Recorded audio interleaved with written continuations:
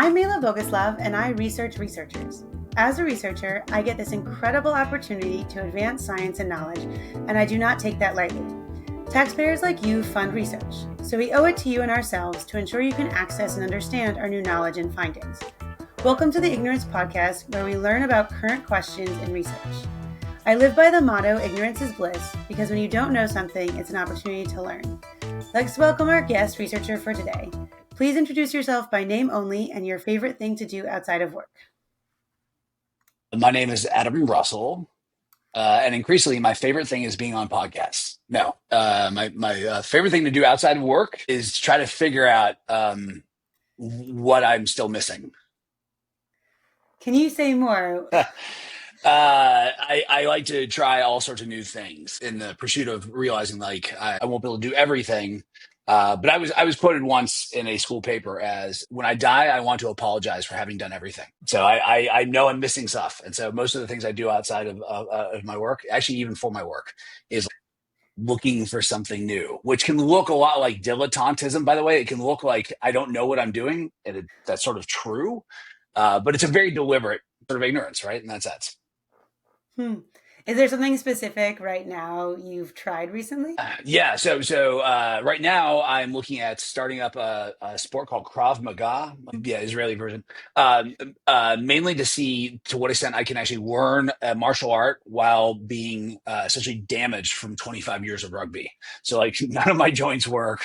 I've had 2 back surgeries. I'm paying for it. I don't regret playing rugby for as long as I did. But it's an open question, like how effective can a body be when the body can't move the way it used to? And so I'm genuinely interested in testing this out. Yeah, Krav Maga is fun. It's an Israeli martial arts. Do you do it? No, I've not actually done it, but I know people who do for sure. In general, like moving your body is always good for so many reasons. And we've all kind of ruined our bodies as we get older. So interesting question around what can our bodies do when we've had all these surgeries or other things, or just how much we've put stress and tension on our bodies at large. Yeah, I realize there's an old expression, athletes die twice, right? There's the end of your life, but there's when you can no longer play the thing that like defines you. And that's certainly happened with rugby. But I'm trying to adopt the sort of Ted Lasso philosophy of like, things don't happen to me, they happen for me. And in that model, well, if I can't do something else, that means it's giving me time to try to find a new thing, as it were. That's my best spin on it. It's a question that I like because the spin that you put on it around trying something new is great. Instead of just kind of focusing on the fact that our bodies aren't really working, focusing on how can we use our bodies in maybe new ways and the excitement of something new. So what questions excite you in your work? What questions are you currently pursuing?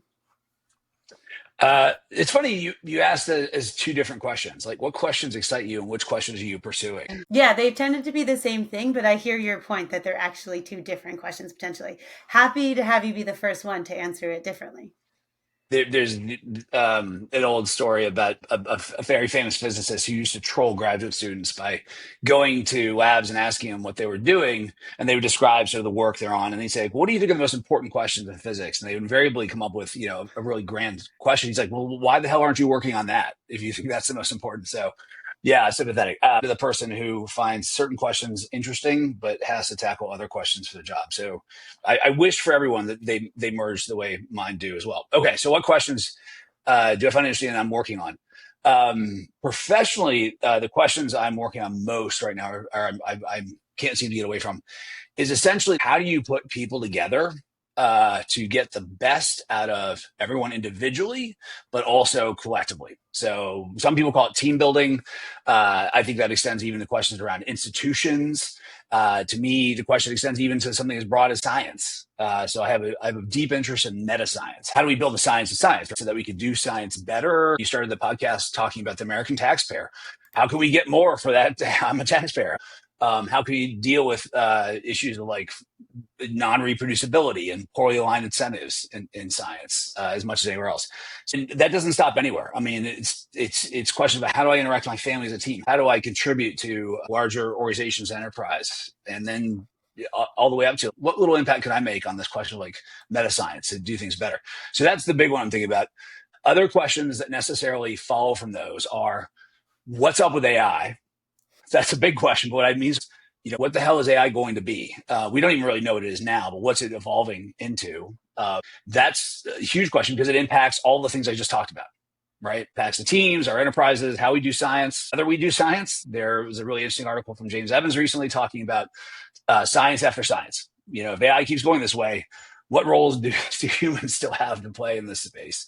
And then related even further from this is a question I grapple with all the time is like, what is intelligence? And it sounds like a philosophical debate, but it's something I think we should think a lot more about. One, because we use the term casually with things like artificial intelligence. Two, because it does embed itself into things like how do we measure intelligence in humans?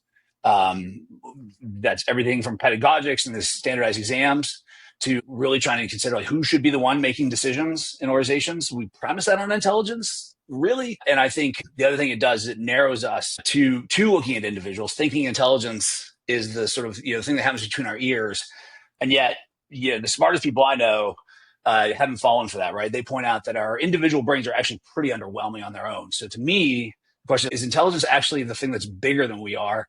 Are we part of it, but it's not just us? And then more importantly, like how would we measure that? Like how would we even get a sense of that kind of intelligence? I have to say this as a father of two daughters where I look at them. They're very, very smart kids, but it's just clear that the intelligence that they will have access to is way more important than the intelligence they have right now.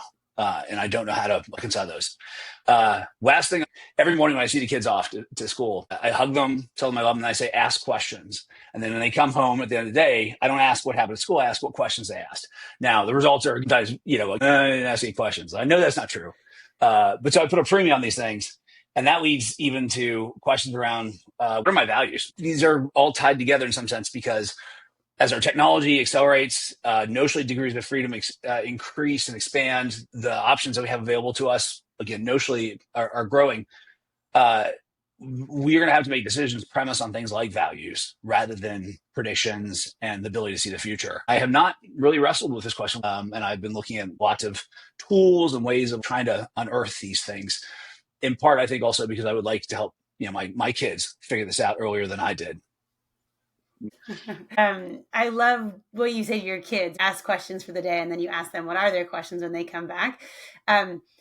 This question around what is intelligence? How do we collaborate to do better things, whatever those things may be, I think are really fascinating questions. And even this connection to values. One of my early on podcasts in episode 2, Larry Hunter talked about where do our needs and wants come from, which gets a little bit at values. Something he talks a lot about is that each of us individually have needs and wants, but there's also this collective understanding of that. And actually, our individual needs and wants are influenced by others as well.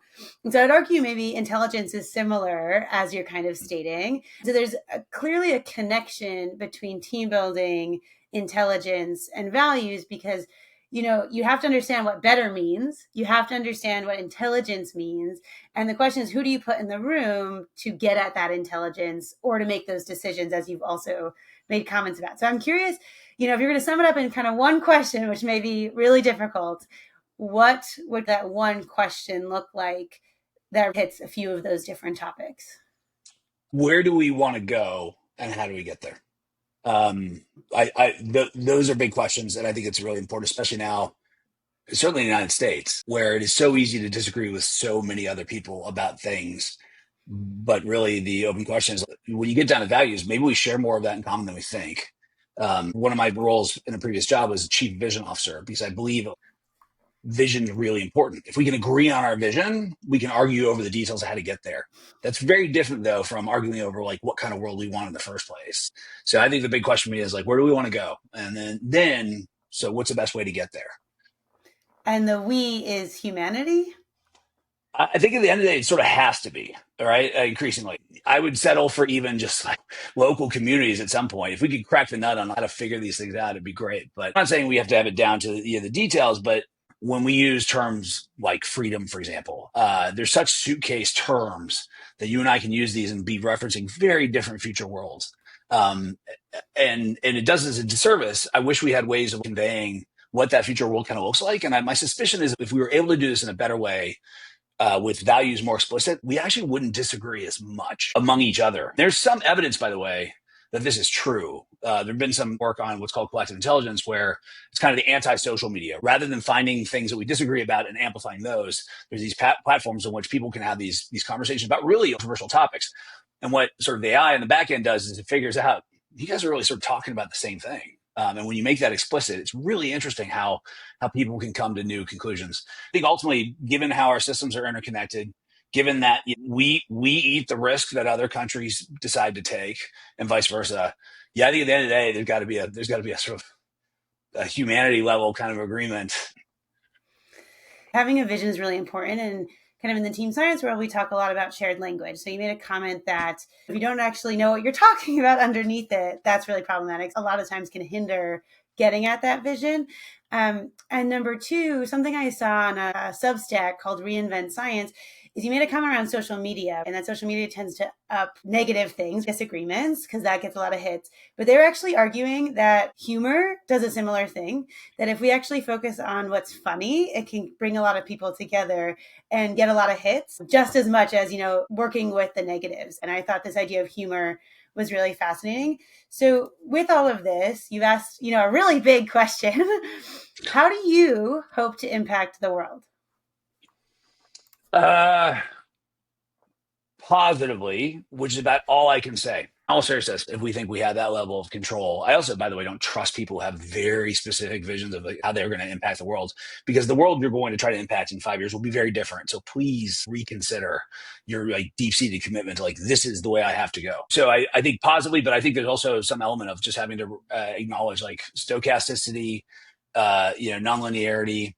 And so I just hope that when I see areas where I can add value that are aligned, hopefully with my values, where I can advance our knowledge of how to get there, even if I can't necessarily help us know where we want to go, that will have positive impact. But I can't beyond that be more specific, because I don't think I'll be right. It'd be fun to turn this question around on you, actually, and say, how do you hope this podcast impacts the world? And you will have answers to that, I'm sure. But I think you would be honest and say, I actually don't know if it's going to do that. I don't know if it's going to work that way. I always think of Abraham Lincoln's quote here of, do the best I can, and I intend to keep doing the best I can. I hope I can help people become gooder. Yeah, so fascinating question. So did you do your best? Depending on what, yeah. I have done my best on a number of occasions. There are other times when I did not do my best. And I sort of regret that. I think there are also rational reasons for why I didn't do my best in those situations. But yeah, no, it is an open question of am I doing my best? Also, this is related to impact to some sense, but I do think about, am I helping other people be gooder? Right? So Bill Russell, the basketball legend, would always say, I judge a game based on whether I made my teammates, good enough to win.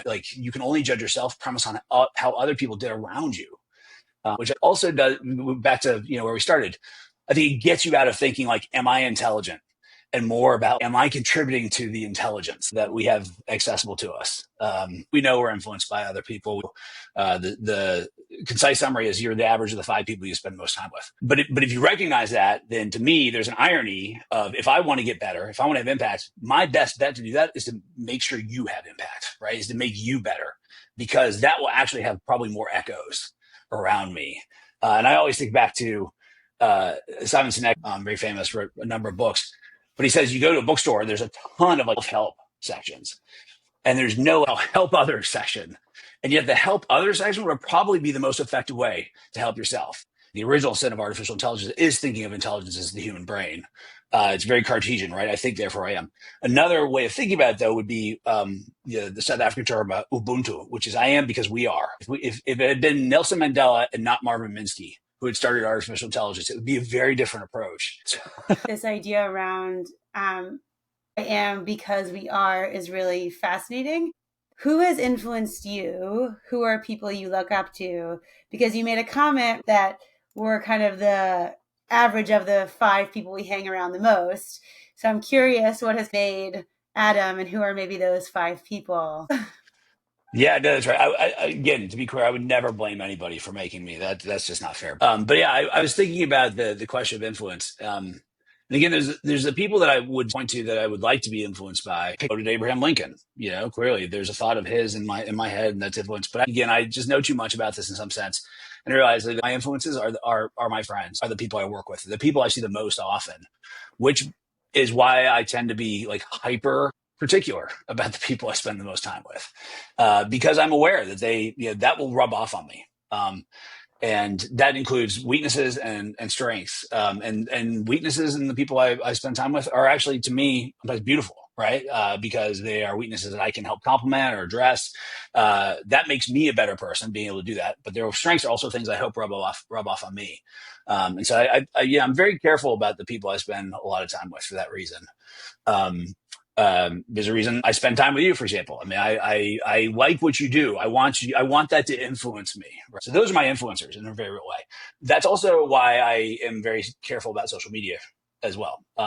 People think, well, I just looked at one video on Instagram, but the way influence works is the discourse, and it's a series of images over and over time.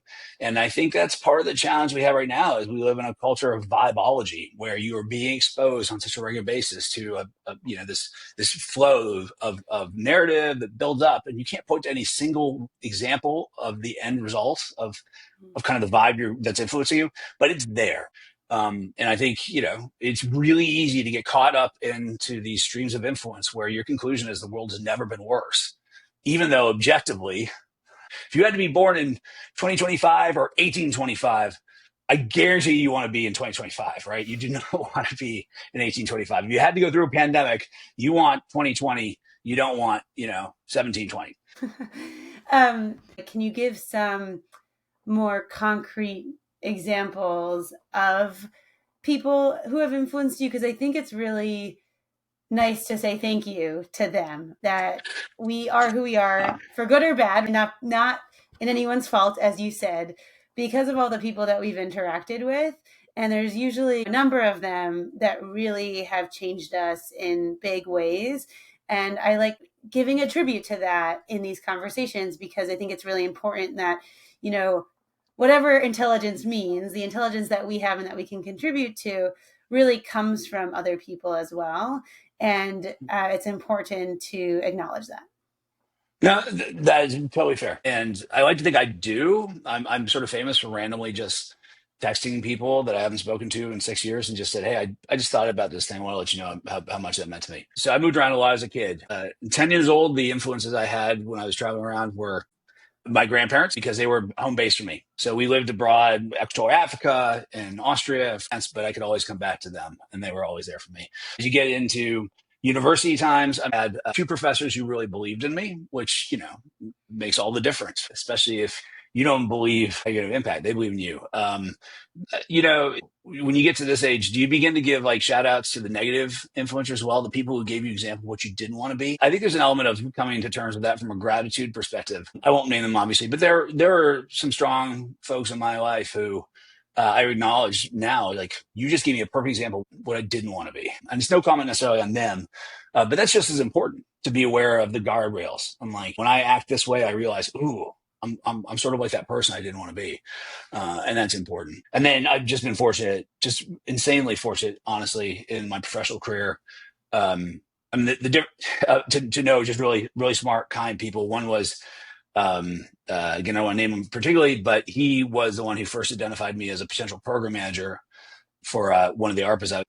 And he had just seen everything. He'd done everything. And there was just something about the way he interacted with everybody that just sort of made me trust his opinion. And when he said, I think you should go there, it just felt just totally natural in a real sense. Like, it felt like pouring water into a bowl. Of course it made sense, in spite of everybody telling me, no, that's not a good move.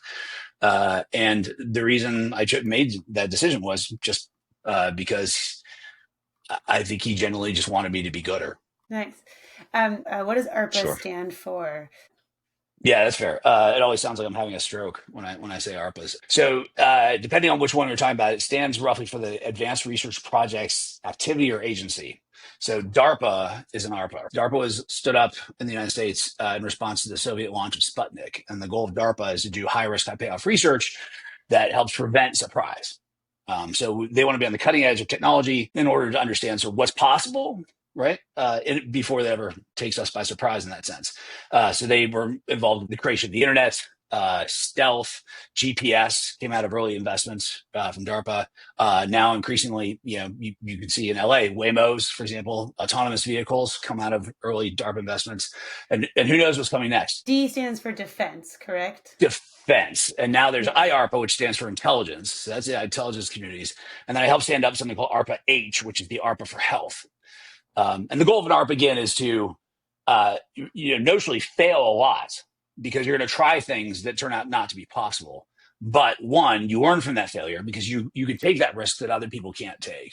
If you're a researcher looking for your next grant, you tend to work on the next step rather than trying to push the next paradigm. It's just harder to ask. But then the other notion is that if you try high risk stuff and it works, you may have changed the game. You've proved something was possible that people didn't think was either possible or were aware of. So it's kind of a cool place to be, but goes back to this open question of how fast can you learn and how brave are you to be able to fail, because you're going to try stuff that just doesn't work. Mm-hmm. Mm-hmm. Yeah. How do you know if you've been successful at your work and as a researcher? What is your evaluation criteria? Well, we started with this question: did I do my best? I mean, constraints. I think that's really important. I think another signal of success is have I learned something really important, or something that I feel like if I left this job today, I will take it with me. And that learning, of course, can oftentimes be like, well, that didn't work. But why didn't it work? And then I think other element of success is, are other people better or gooder for having worked with me? I think that's important. So that's particularly true, by the way, when you're dealing with teams where your technical approach may fail. And my definition of a successful program manager is they don't regret taking that risk. And there's lots of things that go into that. But I think that's a key element of success. Do I feel like I've raised like the collective intelligence in some sense? Nice. And a program manager is somebody who manages the funds for those types of programs that you were describing earlier around ARPAs. So you're managing the researchers. So already sitting on this meta science level a little bit too. Yeah, that's right. You could also ask questions about successful and what does success look like? I mean, the easy answer is, are we bringing in more money than we were before? I find that really unfulfilling. Yes, you need to do well in order to do good, but I'm deeply worried about that becoming its own target. And that's part of the problem with modern science, is that it is such a target. So when you heard me talk about success, you didn't hear my citation index, you didn't hear about my publications, you didn't hear about the money I've received and the money I brought in. Because I actually, at the end of the day, I'm not sure that's the right measure, but who knows? Yes, and almost no one has said those as their measures of success, to be honest, in this endeavor. And so I think there's something to that it's not just about your citation counts. It's not just about all these things that we think we can measure. It's also about things that may be unmeasurable right now, as you were saying before. I'd love to hear your thinking, though, about the dilemma, which is individually, we all know that. And collectively, it's like we can't get out of it, right? It's a collective action problem. Yes, a lot of the work that I'm thinking about is how to think about process of teams, not the end result. I think part of the issue is that we think about the end result being, I got a paper out, and it's easy to say that as a tangible item, or I got money and I can compare how much money or effort I put into it and how much money I got, right? That's an obvious, easy one to do, but it's not actually getting at the process and what happened during that time, thinking about who else you've impacted during that time, or what you've made gone out into the world in some way that wasn't there before, as you said, upgraded the collective intelligence. And so I think of a lot of around process that we really need to capture what's actually going on, because if we don't even know what's going on, we can't even make it better or gooder, as you're saying too. So I don't have a full answer yet, but definitely still figuring it out. What has been your most surprising result? In general terms, how bad we are at predicting stuff. The limitations of expertise has consistently surprised me. I have a deep respect for expertise, but just consistently how wrong experts are about stuff. And we have evidence about that. Like we ran forecasting markets and prediction markets on experimental outcomes with experts as we launched these experiments. I mean, to quote Phil Tetlock, they're chimps throwing darts at the board. Part of it is, the world is complex.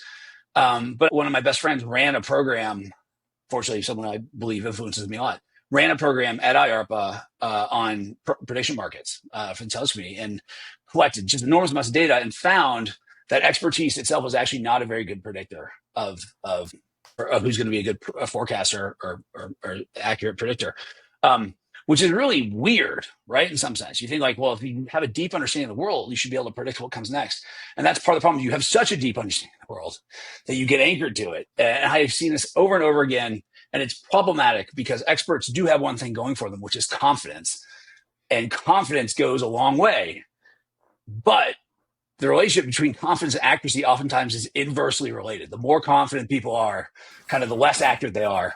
And the problem there is now they can't update, right? They don't change their minds. They struggle to really kind of accept the limitations of their own expertise. And that terrifies me. Like nothing's as scary to me as like highly confident, wildly inaccurate folks, particularly because, as I pointed out, we would like to select on intelligence. We oftentimes just select on confidence. And they end up in positions of making decisions that, again, are just going to be really wrong. And we see this in like peer review as well. We see it in funding decisions. I don't know how to deal with it, really. I'm thinking a lot about this. One of the questions I have is, how do we address the limitations of expertise? And how do I promote this mentality I have of what I call the explorer mindset? So experts believe there's answers. They believe they can get to them. They build camps. Explorers are not that they're not experts, but they're sort of constantly acknowledging what they don't know. And there's coming into things more experimental. That includes their own opinions and their own beliefs. I've been fortunate enough to know a lot of explorers where they have strong opinions, very lightly held. And I've seen in real time when they update. And those are the folks that I want to work with. Those are the folks that I trust because they have what's really important is humility. And it's not that there aren't humble experts. I know they're out there, but boy, there aren't as many as we need. And I've just been consistently surprised at the lack of self-awareness of expertise, the limitations of expertise, and yet somehow we fail to learn that. And so we overweight expertise for certain things where it's just not applicable. In general, prediction is hard. We really can't know. The surprise around expertise is really fascinating. The other side of this coin is, what is your favorite disagreement? Yeah. In defense of prediction, we do know that there are super forecasters. We do know there are people who are good at this. So it's a cognitive mindset in some sense. Okay. So prediction's hard, but it doesn't have to be this hard, I think. My favorite disagreements. By favorite, do you mean most fun? Do you mean the ones I think are most important? However you choose to interpret. Okay, let's see. Let's start with fun. My wife and myself have a disagreement that Hundo P is not a thing. Hundo P, I was told, stands for 100%. I started using it when I was standing up ARPA-H, and she just continues to insist it's not a thing, even though Hundo P now is regularly referenced in emails to me. Is now a sticker. So yeah, we have this running disagreement. It's sort of fun. Another thing we had a debate about was how deep can a pan be before it becomes a pot, which is interesting. I mean, these are sort of flippant, but they speak to, I think, the more serious disagreements that I'm tracking, which is these cultural categories, right? The world defies easy categorization. And yet, as cultural beings that we are, we want to put things into their categories. So to me, a very serious disagreement that's happening right now is around AI. And what is AI? What's it going to do? What is the future? Are we on the path to superintelligence? Are we on the path to just like sort of, more scaled up, sort of autocorrect or, stochastic parrots? I have my opinions, which I won't go into. But I think it's a really important disagreement right now because it is shaping policy, it is shaping financial investments, it's shaping even decisions that, frankly, we're going to have to make about my 8-year-old going to a 4-year liberal arts college. Well, depending on the direction AI takes, that may or may not make sense, right? So I think the disagreement there is super important. I'm tracking all sorts, and it is also like I mentioned early on, it's a liminal technology. So it's not just a tool. Your calculator can't make you fall in love with it. It's not profoundly biased. It'll lead to radical, new behavioral outcomes. It doesn't learn things about you. So calling it a tool, I think, is dismissive. On the other hand, it's also clearly not at least yet, a sentient, intelligent creature either. It's not a human. Like, what the hell is it? And so I've been categorizing these, like the number of metaphors that people use to try to describe what this thing is. And it runs the gamut. So from a distance, assuming this turns out well, in retrospect, this will be a great disagreement. If it doesn't turn out well, that's too bad. But I think it's an important disagreement. A book I would encourage you to read is called Human is the New Vinyl. Basically taking the metaphor of vinyl is to digital music as humans are to AI. That even as music has gotten digitized and perfected in all of those ways, there's still something so tangible, and there's a real presence to the vinyl experience, or even to go further, a live experience, live performances, which have started to come back in this digital age more and more. So this idea that people actually are starting to crave humanity, people are starting to crave humans and connection, and that presence that a human has. The book really talks about that there can actually be a lot of hope in that, but we have to choose that world. We have to choose to really do that. And it really relies on trust, that there's a trust between a creator and an audience. And, we're not going to make rules just on the small percentage, ideally, that are the bad actors. You can look at history to think about that too, that, new tools have come up. As you said, there is a difference with AI, with this question of sentience and blurring the lines and many categorizations not working anymore. When he brings up is authorship, right? What does it mean to create anymore in this world of AI? What does it mean to track who is creating in the world of AI? Does it even matter? Right. And all of it relies on trust, that, when a creator creates something, they're putting it out in the world, trusting that people will respect that, trusting that people will not steal it. Right. And all of those different things, which is true for other stuff, too. So I think there can be hope. And it's definitely an interesting question and something I am tracking as well. I think you're right. So people talk about disruptive technologies with almost a sense of like that's a good thing. Like we want to disrupt how we do things. It's transformative, but it's problematic because it disrupts the things that we use to sort of even understand ourselves. And that is a really uncomfortable place. I mean, a lot of violence stems from people saying, "Oh no, you don't either." Right? We want the vote. Yeah, but you fall out of that category. You don't get to vote. Right? And remember, we fought a civil war over that. So it's spooky times. I do think since you gave me a book recommendation, here's another one for you. I finally read Profiles of the Future by Arthur C. Clarke, a science fiction writer, one of my favorites, but does this amazing sort of 20 chapters of looking at all the places that scientists have been wrong. All the predictions they made, to include literally weeks before their predictions were shown to be wrong. And he goes through a whole host of heavier than air flying machines all the way up to the current age. And he has a chapter called Chapter 18 called The Obsolescence of Man, in which he begins to draw that line and starts pointing out, once you start making really, say, intelligent machines, like hugely capable machines, you don't go back from that. And to your point, I think he says, the technology will go there. Do not kid ourselves by saying like, oh, machines will never be that smart or capable. That's not true. The question is, as you said, what choices are we going to make with these things? And this is where I'm back to Noah Harari's point in Homo Deus or Sapiens. We have become godlike in our technology, but we're gods who don't know what we want. And is there anything more dangerous? So if you could do anything, not limited by grants or other factors in your space, what would you be doing? What is your vision for the world? Kind of going back to thinking about vision. What would I do? What would I do? I'd give the world a hug. No. So two things, assuming I'm not limited. First, by funding, but secondly, maybe by physics. Let me be sort of magical in my thinking. So let's start with the first, the magical. What I would really love to do is figure out a way that we can blow up Dunbar's number. So Dunbar's number is Robin Dunbar is an anthropologist from Oxford who argued pretty compellingly that essentially our prefrontal cortex evolved to help us negotiate social relationships, and that there's a maximum limit of people that we can have like meaningful relationships with, and somewhere between 100 and 150. People quibble with that. Okay, fine, but my most recent read is that's basically true to some degree.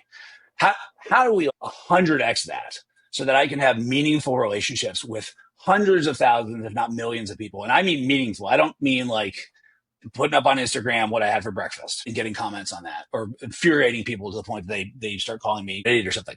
I'm talking about, the kind of relationship we have, the kind of relationship I have with my friends. Like I know things about you, you know things about me, and that just allows us to do things.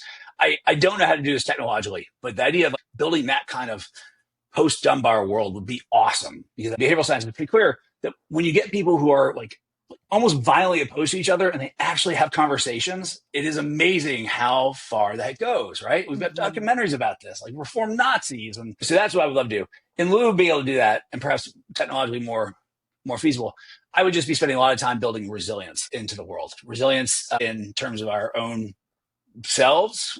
Resilience means actually that you become more robust for the experience. The term Taleb uses is anti-fragile, systems that get stronger, as they go under more stress. I think of it just as resilience. So I would love to see resilience, more resilience in us. I think a resilient person is one less likely to hold grudges, less likely, to dedicate themselves to destructive causes. I think certainly more resilient systems we need. The open question of how resilient is democracy. We're going to find out, I think, but really important. And then I think also resilience in terms of our ecosystems. So seeing more work on sustainable energy at the same time as being smarter about how we use it. And in anticipation, we're just constantly going to have these hiccups and surprises. Witness how bad we are at prediction. So we know that if we know things are going to go wrong, how do you build a system that is designed to get better when things get wrong, as opposed to assuming the optimum, which has never been the case? That's what I would be doing. I love resilience. I am starting to write a book about the art of self-evaluation, the power of rubrics. And resilience would be an amazing one to be able to actually track, right? How resilient are you? And what does that tell you about where you may need to go or what experiences you may need to have to get there? I think I would push back and say, if we can't really predict what's going to go right, I don't know that we're going to be really great predictors of what's going to go wrong. But in general, right, we can usually find more ways it could go wrong than it could go right. So maybe there's some hope there. Just one quick point on this. The interesting thing about the resilience also is resilience requires diversity, right? Because you don't know what you're going to need at what point. So you never want to optimize on a certain thing. We see this in supply chains. We see this in people. So we want diversity in that sense, certainly cognitive diversity. But dealing with diversity is really hard, because it means people are going to feel differently than you do, which requires humility, which I think we're back to this expert versus explorer thing. Explorers, their mindset at least, are inherently humble, not meek. We're going to places we've never been before, but they're starting from this premise of we actually don't know. And so we're going to run these experiments, but we're going to build our systems around this notion we don't know. Could go great, could go bad. But let's be humble as opposed to believe that we have an answer here. Build like expert systems as opposed to explorer systems in some sense. Like you, I told you the book that I might write called Beyond Expertise, which is not to say we leave it behind, but we need to get beyond this notion that expertise is the end. I don't think it is. I think that's evident by what you need to build resilience. Okay, so maybe we both publish these books and help others, right? Well, in general, right, I think like something that I wanted to comment on earlier is that, in order for us to help others, we do need to understand ourselves.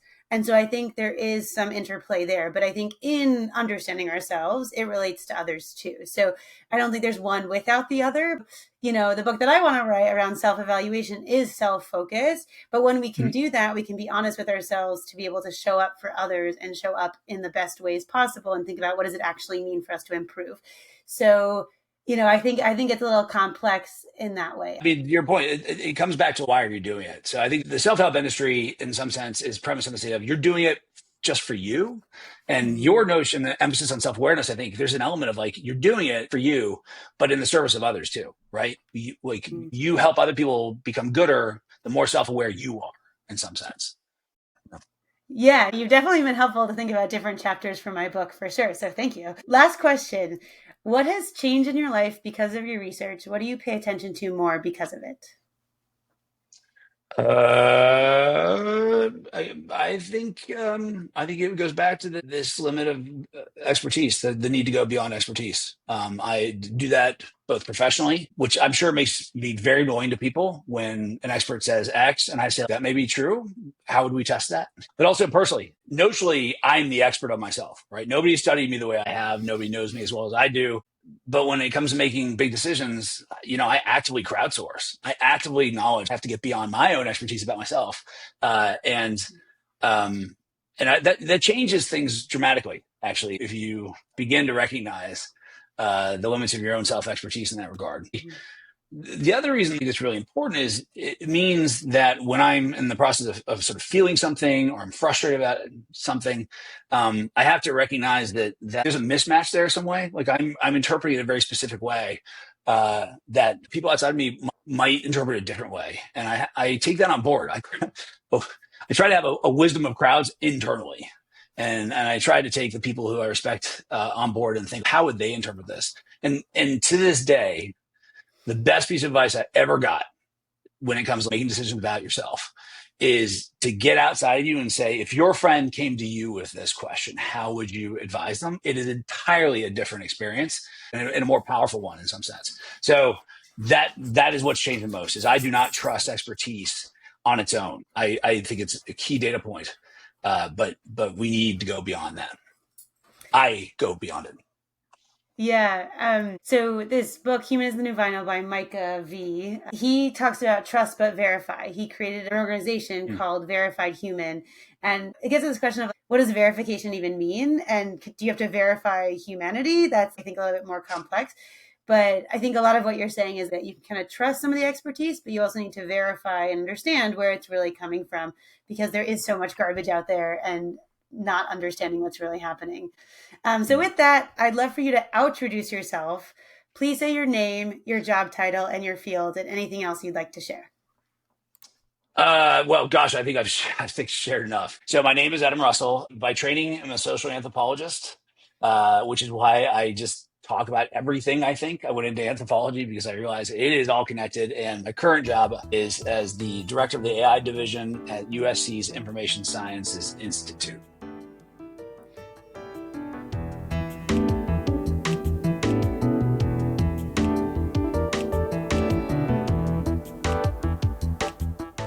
My biggest takeaway is to dig deeper and have an explorer mindset.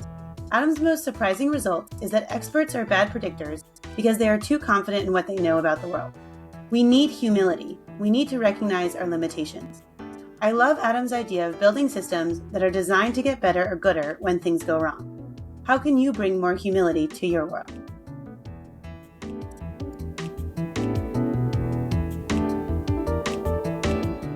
This podcast is hosted by me, Mayla Boguslav, and produced and edited by Joshua Mendel. To learn more about this episode's guest and any cited or named people, take a look at the episode description. Thank you for listening to this episode of the Ignorance Podcast. Please follow the Ignorance Podcast wherever you get your podcasts to learn about science through research questions.